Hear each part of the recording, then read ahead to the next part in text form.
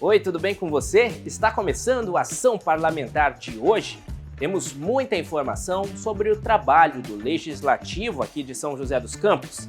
Então confira os destaques desta edição. Estatuto do Servidor. Conheça o conjunto de regras e deveres que garante a ética e a qualidade no atendimento ao cidadão joseense. Comissão de Educação. Os vereadores definem as prioridades para o ensino e a assistência social na cidade neste ano de 2026. Mudanças climáticas. Um projeto de lei em tramitação na Câmara prepara São José para enfrentar os impactos dos eventos extremos na natureza. Nomes da cidade. A trajetória de Carlos Marcondes, o pioneiro que plantou desenvolvimento e generosidade na região oeste. Venha com a gente, o Ação Parlamentar está começando.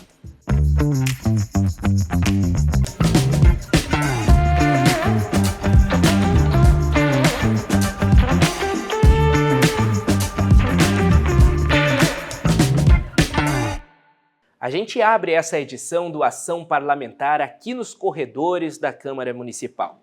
É por aqui que circulam diariamente os profissionais que fazem a engrenagem do Legislativo funcionar. E para que esse serviço chegue de forma correta até você, existem regras muito claras. Assim como a cidade tem a Lei Orgânica Municipal, o servidor público de São José dos Campos é amparado pelo próprio Estatuto. Esse documento conta com os deveres, os direitos e a conduta ética que esse profissional que escolheu servir à sociedade precisa seguir. Ser servidor público é compromisso direto com o povo. Na Câmara de São José, o trabalho segue a Lei Complementar 56, de 1992. O texto, que já passa de 30 anos e foi atualizado em 2023, institui o regime jurídico dos funcionários. O artigo 97 do Estatuto é o coração do regime disciplinar e estipula os deveres de quem atua na função. O inciso 1 estabelece que o funcionário deve exercer as suas atribuições com zelo e dedicação. É a norma mais importante entre o servidor e a administração, porque tem tudo ali previsto, né? Desde de como o servidor ingressa no serviço público, como ele toma posse, o exercício, os direitos do servidor, que é garantido pelo Estatuto, né? No Estatuto, e também, claro, os deveres dos servidores públicos, que ele tem que observar no exercício da sua função. Na prática, a qualidade do serviço depende do atendimento. O inciso 5 do artigo 97 obriga o servidor a atender o público com presteza, fornecendo informações e certidões com agilidade. Tudo isso deve ser feito com urbanidade, ou seja, com educação e respeito, como exige o inciso 11. Para a controladoria, essa é a base para uma cidade bem planejada. Muito importante que a população reconheça o papel fundamental que todos os servidores, exercem no planejamento, na coordenação e na execução das políticas públicas, na prestação dos serviços que, em última instância, vão atender às necessidades da população. Portanto, a responsabilidade dos servidores é evidente. E o servidor que atua no dia a dia, sempre conhecendo os seus deveres, ou seja, sempre procurando direcionar a sua atuação, o exercício das suas atribuições, a qualidade do serviço, a qualidade do atendimento à população, com certeza isso vai resultar mesmo no serviço que a população vai receber e com qualidade. A hierarquia também tem regras. O servidor deve cumprir ordens superiores, mas o Estatuto, no inciso 4, é claro, ele deve se recusar se elas forem ilegais. Além disso, o inciso 6 obriga o funcionário a denunciar irregularidades que vier a conhecer. Quem ignora essas normas entra no campo das punições. A eficiência também é cobrada através de prazos e normas legais, previstos no inciso 3. O advogado Alessandro reforça que o descumprimento dessas obrigações pode gerar punições administrativas graves. Se o servidor, ele não cumprir com aquilo que é devido, ele está sujeito a sofrer punições. É lógico, mediante um processo administrativo disciplinar, né, onde ele terá o direito ao contraditório e sofrer, inclusive, punições, que vai desde a advertência até a própria demissão. E até a disciplina diária está no Estatuto. O inciso 10 exige assiduidade e pontualidade. Não basta fazer o trabalho, é preciso respeitar o patrimônio. O inciso 7 reforça o dever de zelar pelos bens que pertencem a todos os moradores. O Estatuto desencoraja qualquer tipo de conduta que possa prejudicar a eficiência dos serviços públicos prestados e mesmo a qualidade do atendimento dispensado à população. O artigo 97 termina com uma ferramenta de defesa, o direito de representar contra abuso de poder. Quando o cidadão e o servidor conhecem estes deveres, a fiscalização fica mais forte. O Estatuto não é apenas uma lista de obrigações, mas a garantia de que o interesse público estará sempre em primeiro lugar. É importante perceber também, né, que os deveres previstos no Estatuto, eles direcionam o servidor a sempre exercer as suas atribuições, colocando em primeiro lugar o interesse público, sempre com vistas à qualidade do atendimento e à qualidade do serviço prestado à população. Aqui no Ação Parlamentar, a gente sempre mostra como cada comissão permanente da Câmara trabalha para promover a qualidade de vida na cidade. E agora a gente fala sobre uma área que é um dos pilares de toda a sociedade, a educação. Depois de um ano de 2025 marcado por muito diálogo com alunos e professores, 2026 começou com a agenda cheia. Entre as prioridades da comissão para este ano estão a educação inclusiva e a infraestrutura das escolas. 2026 promete ser de muito trabalho para a Comissão de Educação e Promoção Social. Um grupo formado pelos parlamentares Cláudio Apolinário, no cargo de presidente, Juliana Fraga, relatora, e Fernando Petit como membro, acompanha e fiscaliza políticas públicas e ações da cidade com foco na educação e assistência social. Este ano, estarão no radar dos parlamentares o debate de temas como educação inclusiva, investimentos na infraestrutura das escolas e fiscalização do ensino. Nós fizemos visitas às escolas, nós fizemos várias reuniões de alinhamento, fizemos inclusive dois eventos públicos, falando inclusive sobre a questão das crianças que têm algum tipo de deficiência e assim por diante, como por exemplo os autistas, e foi muito produtivo o trabalho. Claro que a gente sempre pretende melhorar, a gente sempre quer melhorar, e eu creio que em 2026 a gente avança com o trabalho. A gente costuma sentar, né, a comissão sentar, que sou eu, o vereador Apolinário e o vereador Petit, sentamos para alinhar, dar uma linha, um norte para a Comissão da Educação. Apesar que a Comissão da Educação recebe demandas da educação o ano inteiro, tanto em relação aos professores, alunos, questões de escola, demandas que estão aí na sociedade referente à educação. Como apontou o vereador Cláudio Apolinário, a Comissão de Educação da Câmara de São José tem uma particularidade. É formada por 3 parlamentares com perfis ideológicos distintos. Para ele, essas diferenças são positivas e contribuem para ampliar os pontos de vista sobre os assuntos analisados. É uma comissão que envolve 3 vereadores e de pensamentos diferentes. Isso é muito produtivo para o poder público, porque a gente consegue ter pensamentos diferentes e, na divergência, a gente encontrar qual que é o melhor para a população. O trabalho da comissão em 2025 se norteou por algumas frentes.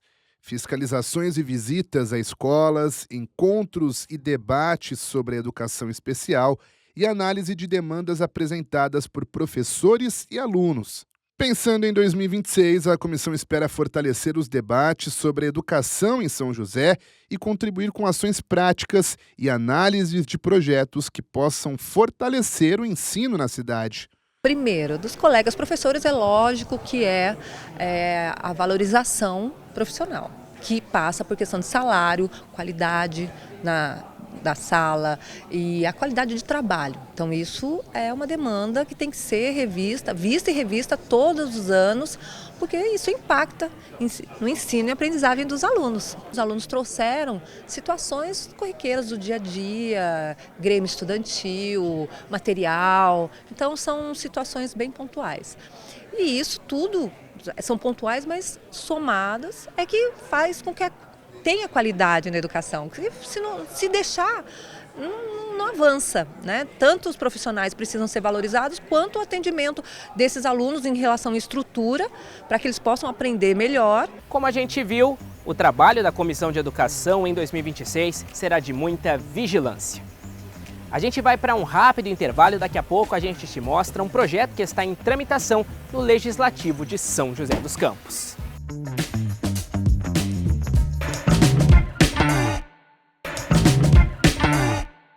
Estamos de volta com o programa Ação Parlamentar e o assunto por aqui agora é o meio ambiente. O clima impacta diretamente a nossa vida.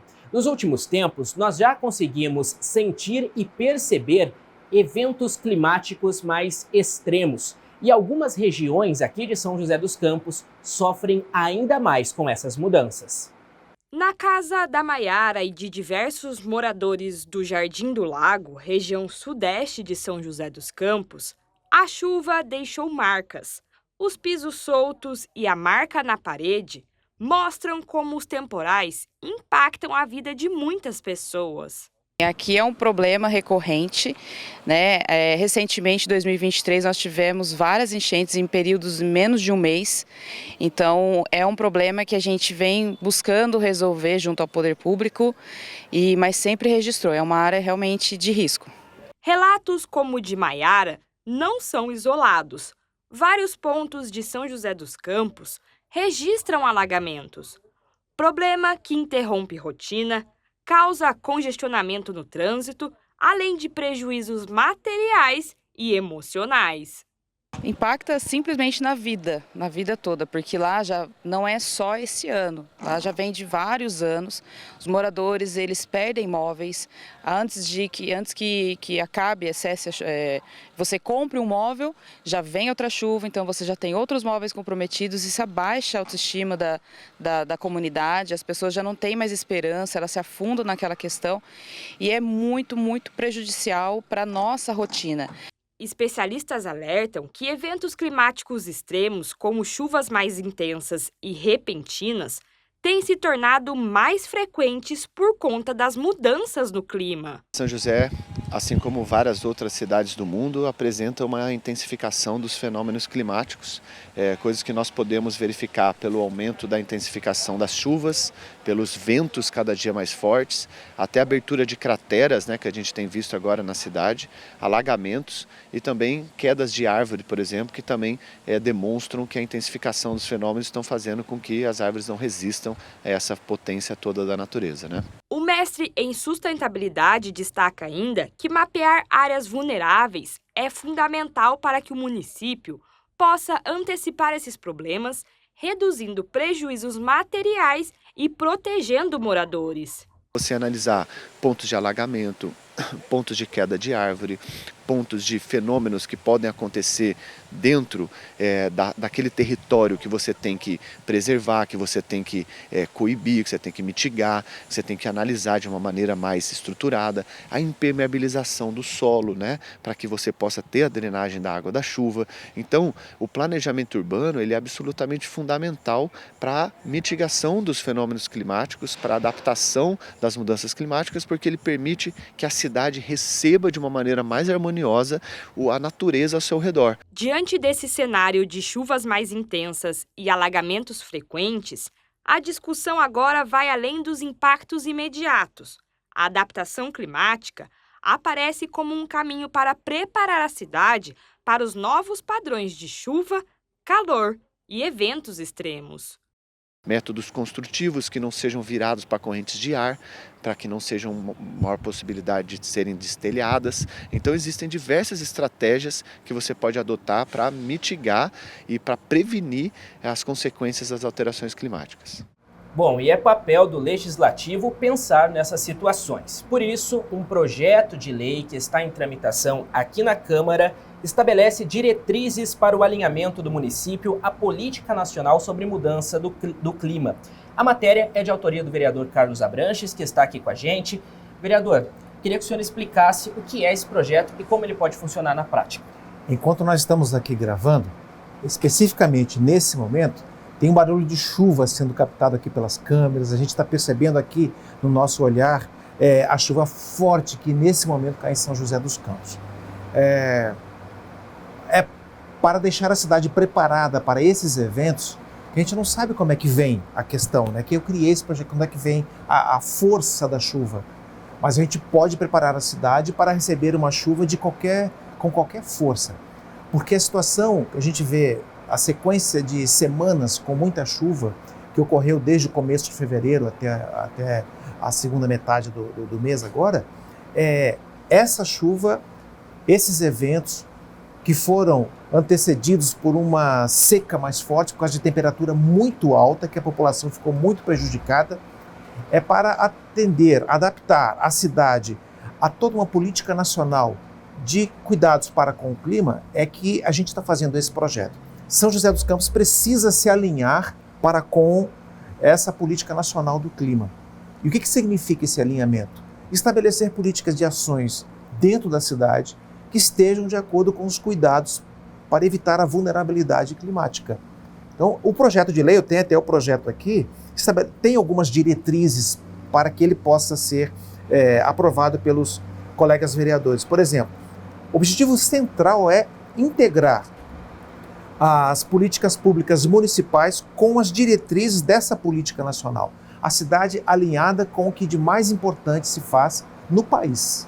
Isso significa resiliência, significa uma atenção específica, mapeamento das áreas de risco, adaptações naturais para os cuidados ambientais, para que a cidade possa aumentar a sua população arbórea, a cobertura arbórea, para que possa controlar as temperaturas elevadas, porque elas não aumentem tanto, e a gente possa ter essa proteção garantida por uma ação objetiva do Executivo, cuidando da nossa cidade, para que a gente amenize cada vez mais os riscos que a população corre. E, vereador, o que na cidade hoje, de repente, já está alinhado com essa política? A gente pode precisar de novas legislações também para adequar a cidade a essa política nacional? Precisamos. Para uma cidade que se vende como resiliente, a gente sabe que os verdadeiros critérios de resiliência ainda não foram efetivamente implantados. É preciso que a cidade tenha a capacidade de resistir a uma chuva forte que está acima da sua capacidade de absorção. Se ficar chovendo por 1 hora, 2 horas, um volume grande de chuva, é evidente que isso vai trazer um volume de água sobre a malha viária, que a gente sabe que é possível. Mas é preciso, para uma cidade resiliente, que essa absorção ocorra no menor tempo possível para evitar que a situação fique alagada. Recentemente tivemos a rodovia Floriano Rodrigues Pinheiro, por exemplo, interditada por quase 2 dias. Por quê? Porque houve um enchente próximo ali ao distrito de Quiririm, deixando a rodovia intransitável nas 2 pistas. Como resolver uma situação assim? É preciso que a gente tenha realmente esse cuidado. E esse cuidado é muito importante dentro do nosso município. Ainda alguns critérios não foram devidamente implementados. Respondendo à sua pergunta, nosso objetivo é exatamente fazer com que esses parâmetros, esses paradigmas implantados por uma política nacional sejam conhecidos e implementados também em São José dos Campos, para que esse alinhamento se garanta integralmente. E isso tem como foco algumas áreas específicas também da cidade, né? Até trazendo a justificativa do projeto, alguma região da cidade ou algumas regiões receberam mais atenção para que o projeto fosse sugerido pelo senhor? Esse é um grande desafio a ser respondido, uma pergunta difícil de responder.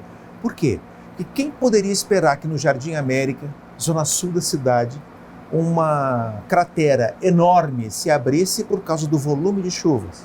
Descobriu-se que a canalização é antiga, que se rompeu, água pluvial, captação pluvial.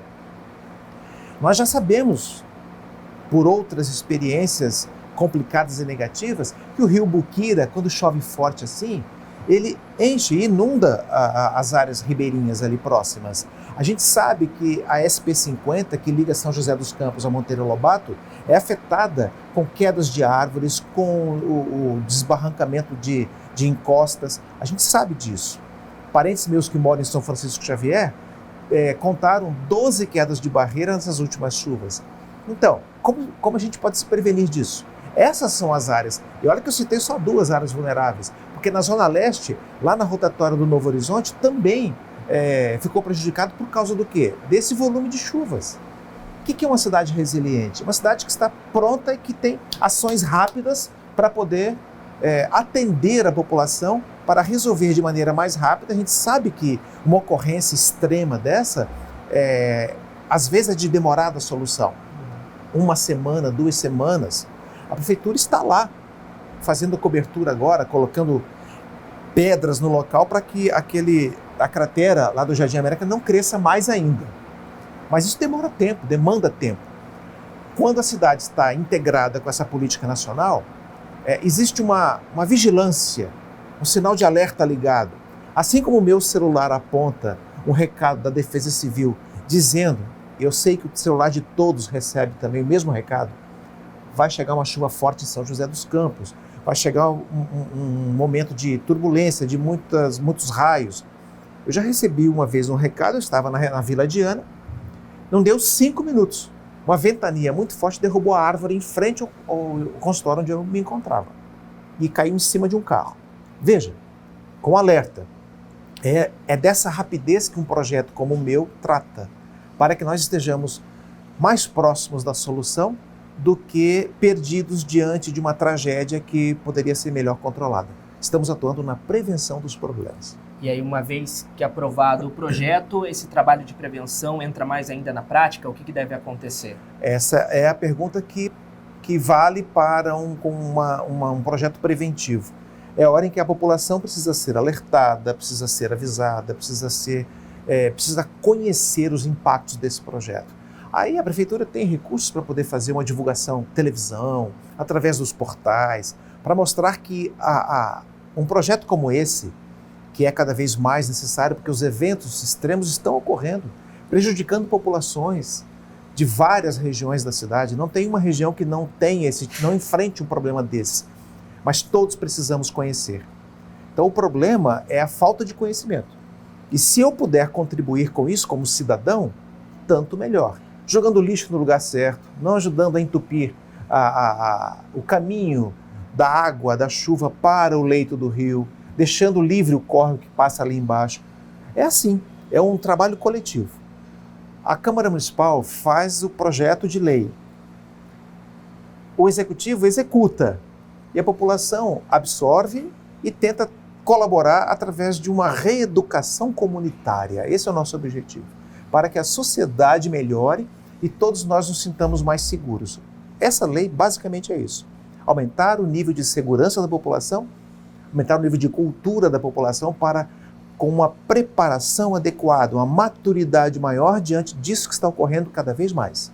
Eventos climáticos extremos. Estamos convivendo com temperaturas não apenas altas, mas muito altas. Estamos convivendo não apenas com chuvas, mas com chuvas muito fortes, em que mais de 50, 60 milímetros caem no período de 1 hora.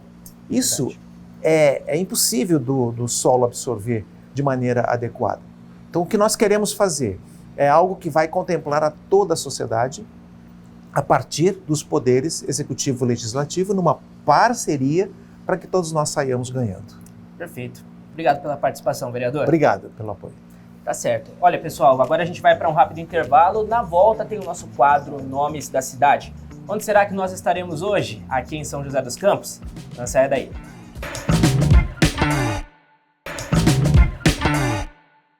Estamos no Jardim Limoeiro, zona oeste de São José, e é daqui que nós continuamos o Ação Parlamentar de hoje, para contar a história de uma pessoa que foi muito importante para o desenvolvimento desta região.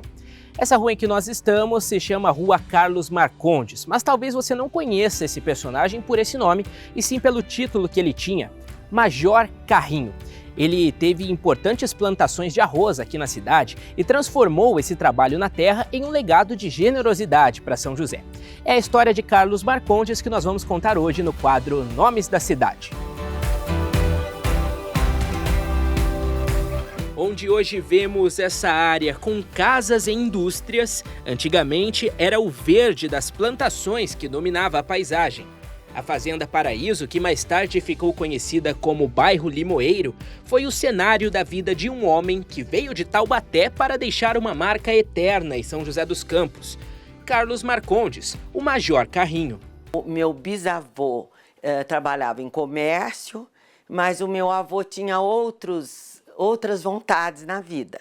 Daí ele resolveu ir para o lado da lavoura, porque ele conheceu e ficou muito amigo do Antônio Costa. E esse Antônio Costa tinha já umas terras aqui em São José. Era de Taubaté e tinha umas terras em São José. Daí ele convidou o vovô para plantar, se quisesse. E o vovô resolveu arrendar as terras, umas terras dele mesmo. Daí ele comprou várias terras aqui no vale e virou um fazendeiro mesmo, o rei do arroz. A Vera, que é neta dele, conta que o sucesso na lavoura foi tanto que na época o avô ganhou um apelido, Tio Patinhas, pela segurança e pela capacidade de transformar o trabalho duro em prosperidade para a grande família que formou. Inclusive, os 8 filhos dele, ele deixou muito bem de vida. E foi de luta, de trabalho, de honestidade, de ser seguro que meu avô venceu. Ele cedeu parte de suas terras para a criação do bairro Jardim das Indústrias e doou lotes para a abertura de vias importantes. Onde a estrada terminava e a fazenda começava, surgiu a rua que hoje leva o seu nome.